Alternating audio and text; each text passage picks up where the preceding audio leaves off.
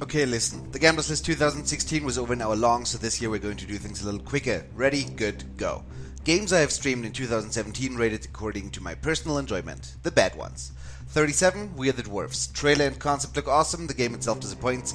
Barely functional, not recommended.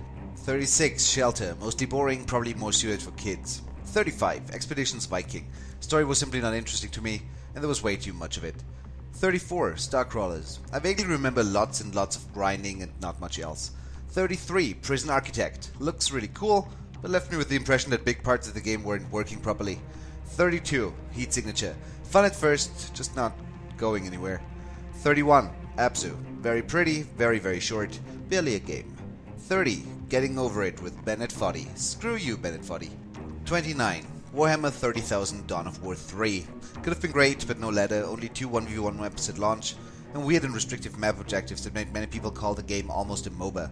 28, Magicka 2. Basically more of the same, which should be a good thing, just that in part 2 it's nothing new anymore, and especially the bosses felt way less original than in the first game. The okay-ish bunch. 27, Blood Bowl 2. Overall good, just never really managed to feel at home in the game. Or the genre, maybe. 26, Neo. I was too bad. It looks great, it plays smooth, but I stopped after about 8 bosses because all the game did was frustrate and one-shot me again and again and again. I wrote a blog entry where I compared to Dark Souls, link in the description. 25, Dungeons of Dreadmor. Really funny game, really cool humor and a lot to see, but also one hell of a grind, and 10 plus hours into the run, the game decided to delete my save file. Yeah, did not start again. 24, the Metro games, Metro 2033 as well as Metro Last Light. Both get the same spot because they both play like the same game, which is okay. Nice graphics, smooth gameplay, lots of monster shooting, and lots of people calling me Artyom. Then again, the story was meh. I ended up writing a blog entry about those 2 games as well, link in the description. 23, Space Hulk Ascension. Such a cool game. Such a cool game. Why the hell does it only have 4 enemies? I guess because of the lore staying accurate and all that. Made a great game, somewhat meh. Buying the next one though, if it comes. 22, Legion Tower Defense 2. It's alright, it's cool, not quite finished yet, and after a while every match felt the same, but maybe they managed to change it up somewhat at some point. Randomized waves or more factions, or I don't know. 21, The Billions. Looks really cool, somewhat old school graphics on one hand, somewhat novel concept when it comes to gameplay. Sadly gets boring quickly after one playthrough, and the stuff units say made me mute them all. 20, The Sexy Brutal. Cute, fun, a little easy maybe, solid but not mind-blowing. 19, For the King. Honestly, I almost didn't put it on the list, because it's been an entire year since I played it and the game has changed a lot in that time. But yeah, even then I liked it enough to rate it this high. Lots of issues, but still pretty damn cool. I should actually play that again to see what's different now. 18, Total War Warhammer. It is simply cool. Has its issues of course, like single player being 60% cool and 40% just cleaning up armies that are no challenge anymore. But it has giant spiders that have goblins in their back that shoot arrows, it has demons and vampires and trolls and dwarven cannons, and God knows what, and it all looks amazing. Too bad there's no proper ladder, or too bad that the game milks you hard if you want to play every faction for example, or if you want to use special renown units and so on, but still, even though that is the case, it's still a pretty good game. 17, Dead Cells. When I played it, there were I think 3 bosses in the game. By now there's probably more, but yeah. Overall fast-paced 2D combat with lots of weapons, cool art style, and a satisfyingly high difficulty. 16, Titan Souls. It's an odd one, but pretty cool at the same time. Basically you have only one arrow, and you go through boss after boss after boss, and you only have to hit each boss once for them to die, but you have to hit the weak spot. Funny enough, the game is still incredibly hard. 15, What Remains of Edith Finch. One of 2 walking simulators that I played this year, and while the other one was slightly better, What Remains of Edith Finch is still pretty damn cool. Weird, abstract, surprising, and cool on one hand. On the other hand, somewhat confusing, and I still don't understand what the hell happened in some of the chapters of the game. Either way, definitely worth a look. 14, THEA the Awakening. The world has been swallowed by darkness, but a couple of survivors try to revive the land by re-empowering their chosen deity. Lots of researching, crafting, as well as strategy survival. Steep learning curve, tons of replayability, good stuff. Only reason it's not high on the list is because of too much RNG and a permadeath mechanic that is outright stupid. And this comes from a guy who really likes permadeath. 13, Salt and Sanctuary, 2D Souls-like that manages to do exactly what it sets out to do, and in the process adds a few nice twists and nails the overall pacing better than the original games in my opinion. Also pretty solid map design that reminds me of Dark Souls 1. 12. Hand of Fate 2. I didn't play the first one, but part 2 is pretty damn good. Missions are varied and fun while also challenging your deck building skills, and while the combat is somewhat simplistic, what really keeps you going is the token mechanic.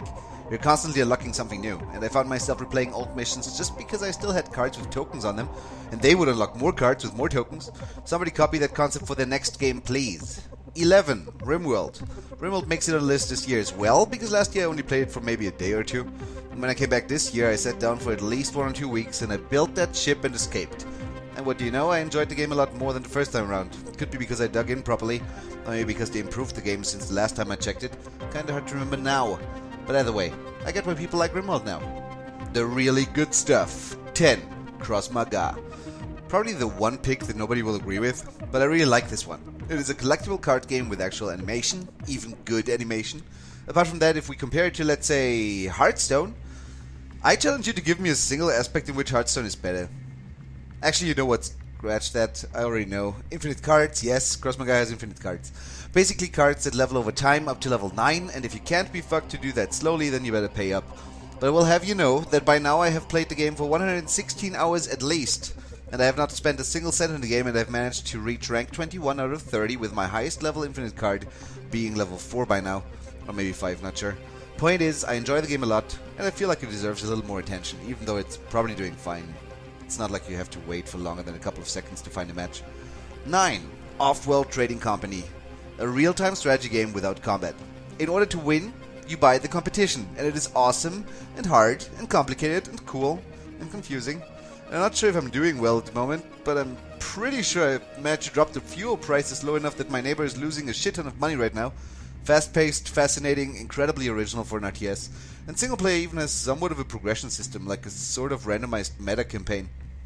8. Cuphead. Yeah, if you've seen somebody play the game, not that one guy, then let me tell you, it is way, way harder than it looks. Incredibly difficult game that will laugh in your face while it kills you again. Also, it is hands down probably one of the prettiest games of the year. If you want to read more about Cuphead and my favorite boss of the game, link again in the description. 7. Little Nightmares. Last year's list had Limbo as well as Inside in the top 5. And what can I say? Little Nightmares feels like that, it kind of plays like that, and it puts its own spooky spin on it. Not really in a scary way, but rather in a cool but creepy sort of way, if that makes sense. There are no jump scares in this one, just awesome scares. 6. Oxygen Not Included. Oxygen Not Included is basically a colony simulator, but not just any, but the one made by Clay. There are basically only 2 issues I have with the game. 1, it's not finished yet, and 2, I'm not sure I'm smart enough for it, because with every new update they add another layer, be it electricity or germs or oil or temperature. It doesn't look like they're about to stop. Cool, I think. 5.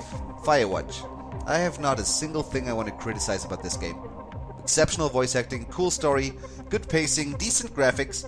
I don't want to change anything about it, and that is so rare for me. I will say, however, it is a lot of walking. The good kind, though. 4. Faeria. Another game on the list that I haven't played in too long, and possibly my favorite CCG of all time. Positional combat, incredibly interesting gameplay as you build a map while you play. Free to play, and I managed to climb all the way to rank 1. Without spending any money. But the one thing that makes this game so incredible is the so-called action wheel.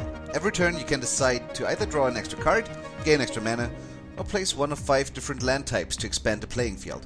And that amount of choice makes even I have nothing to play turns incredibly strategic. I love that so much. Now, before we reveal the top 3 games of 2017 on the Gamblers list, here are some games that didn't make it because they were here last year already. Somewhat. XCOM 2, War of the Chosen. I have talked so much about XCOM 2 that I just want to take a quick moment to mention the War of the Chosen DLC, and I have to say I liked it a lot. And with that I mean I liked it even a lot better than the base game. Because I have always had my issues with XCOM 2, partly because it is not long war, partly because I didn't like the theme of XCOM 2 with all of its humanoid enemies and next to no UFOs anymore, etc, etc. War of the Chosen does not solve all of the problems that XCOM 2 has in my opinion, but it adds so much cool stuff that it doesn't really matter. Truly original stuff too. Doesn't matter if we're talking about the Photo Booth or the Chosen or the Lost. There's a lot of awesome new stuff here that I enjoyed so much more than the base game, even though the base game was good already. I even enjoyed it more than Long War 2. The only difference being that somehow I could never stop myself from comparing XCOM 2 to Long War.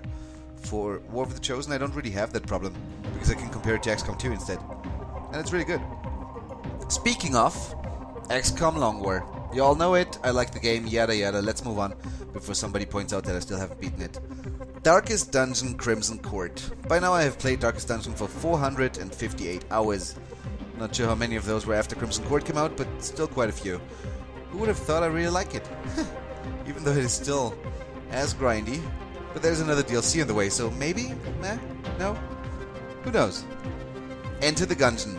This year I came back and properly beat it. I killed all pasts, made my way through bullet hell, unlocked all additional characters and beat the game with those as well. And honestly, if I wouldn't have talked about the game last year already, it would have been in my top 3 this year. Spot 3, to be exact. This way, just an honorable mention though. Incredible game.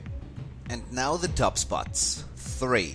Tooth and Tail. Fast-paced, I want to say almost micro-intensive combat, matches that take rarely longer than 10 to 15 minutes and all of that playable without the need of insanely high APM.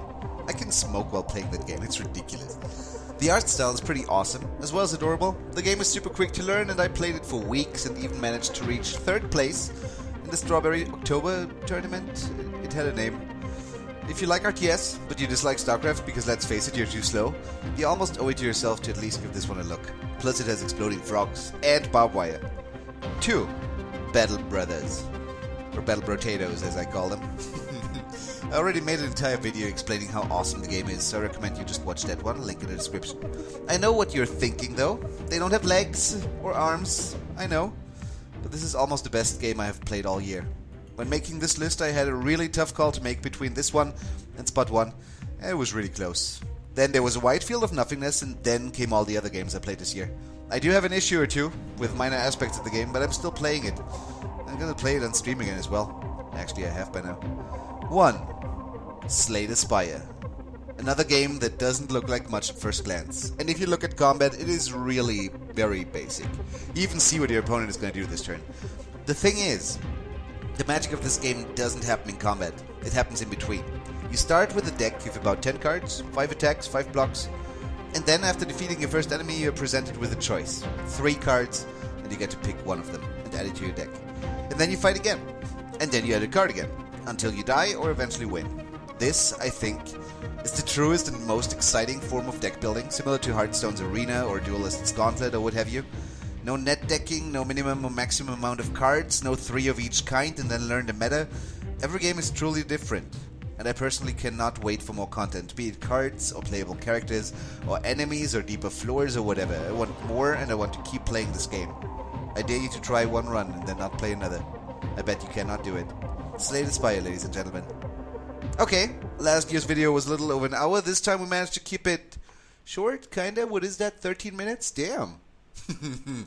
What do you think? I mean, this is clearly scripted. At least it was up until this point. Yeah. Let's add another minute, shall we? Do you like the short version? Or is it way too quick? Let me know.